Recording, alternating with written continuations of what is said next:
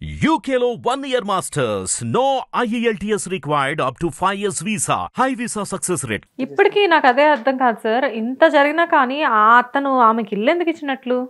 ఇల్లు ఇవ్వడం ఏం లేదు, ఆక్రమించుకొని బలవంతంగా ఉంటున్నారు అంతే. So the day will come, justice will come.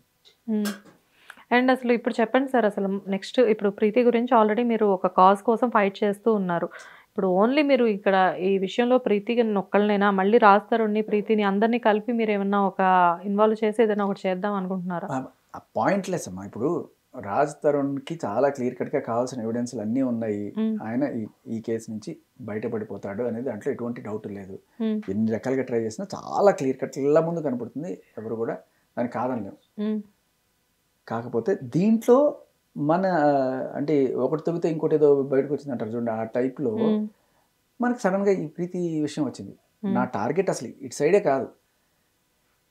అంటే నేను వచ్చింది దేనికి, మగవాళ్ళ మీద అన్యాయంగా పెడుతున్న సెక్షన్స్ దాన్ని మనం మార్చుకోవాలనే దీంతో దీన్ని తప్పుడు కేసుని ప్రూవ్ చేయడం మాత్రమే నేను వచ్చాను.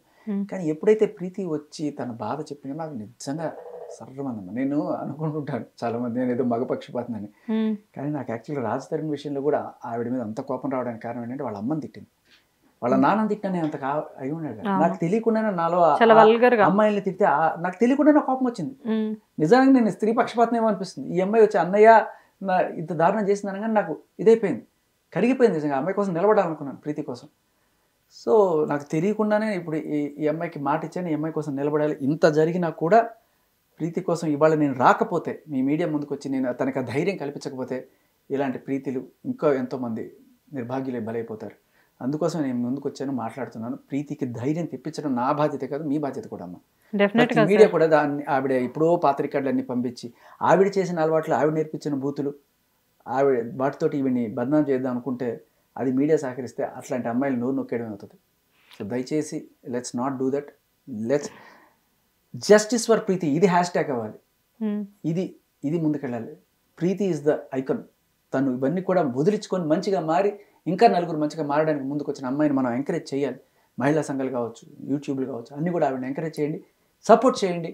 ప్రీతి నిలబడితే ఇలాంటి 100 మంది ప్రీతులు, ఇలాంటి బాధితులు ఆవిడ దగ్గర ఇంకా ఎంతో మంది ఉన్నట్టున్నారు అని చెప్పేసి అంటున్నారు కదా. సో ఇవాళ ప్రీతి వచ్చింది, రేపొద్దున ఇంకొక ఆవిడ వస్తుంది. ఇలా మీరు ఎంతకాలం ఈ ఫైట్స్ ఎంతకాలం కంటిన్యూ చేస్తారు? అంటే రేపొద్దున ఇంకొక అమ్మాయి వచ్చి అన్నలేదమ్మా, పోలీసులు రియలైజ్ అయ్యి సుముటోగానో లేకపోతే ఈవిడ బెయిల్ రద్దు చేసి ఈవిడ లోపల పెట్టి అదుపులోకి తీసుకుంటే మిగతా వాళ్ళకి ధైర్యం వస్తుంది, వాళ్ళు వచ్చే విచారణ చేస్తారు వాళ్ళు.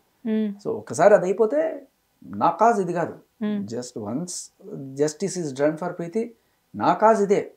అబ్బాయిల కోసం, వాళ్ళ రైట్స్ కోసం పోరాటం. క్లియర్ కట్గా ఇదే కేసులో, లావణ్య కేసులో 3 బాధితులు. మస్తాన్ సాయిని అన్యాయంగా కేసులో ఇరికించామని చెప్పి వాళ్ళ తర్వాత వచ్చి చెప్తున్నారు ఇప్పుడు తప్పుడు కేసుని. అలాగే రాజ్ తరుణ్ కేసు తప్పుడు కేసా? ఇప్పుడు నా మీద నన్నే కొట్టి వాళ్ళే వెళ్ళి కేసు పెడితే పోలీసులు ఎఫ్ఐఆర్ చేశారు. ఎన్నాళ్ళు ఇలా మగాళ్ళు ఇలా బతుకుతారు? దీనికోసం నా పోరాటం కొనసాగుతుంది. బట్ ప్రీతి ఒక చెల్లిగా వచ్చింది, అడిగింది కాబట్టి నేను ఆ అమ్మాయికి మాట ఇచ్చాను. ఆ అమ్మాయిని నిలబెట్టుకోవాలి. ఆ అమ్మాయి ధైర్యం, నన్ను కొట్టినా ఆ అమ్మాయి ధైర్యాన్ని కొట్టినట్టే వాళ్ళు కొట్టారు. బట్ ఈరోజు ఐ మేక్ షూర్ ప్రీతి ధైర్యంగా నిలబడుతుందండి. సార్ కానీ మీ ఇంట్లో ఏం ఇష్యూస్ అవ్వట్లేదా? లైక్ అంటే అస్సలు మాట్లాడకండి అమ్మా. మీరు అది అడిగితే మా వాళ్ళు చూసి ఇంకా నాకు 100 మంది వెనక్కి లాగుతున్నారు. నేను అసలు అలాంటి కాల్స్ మా ఫ్రెండ్ నుంచి వచ్చినా కూడా కట్ చేస్తున్నాను. ఎందుకంటే వాడు ఏమడుగుతాడు నాకు తెలుసు, ఎందుకు రా మనకి పెంట ఫస్ట్ వచ్చే మాట. బికాజ్ ఏంటంటే సార్, నేను కూడా ఒక మ్యారీడ్ ఉమెన్నే. సో ఇప్పుడు మీ ప్లేస్లో నా ఇంట్లో మా బ్రదరో నా హస్బెండో ఉంటే డెఫినెట్గా నేను వాళ్ళని వెనక్కి లాగుతాను. ఎందుకంటే నా ఫ్యామిలీయే నాకు ఇంపార్టెంట్ అనుకుంటాను నేను ఫస్ట్.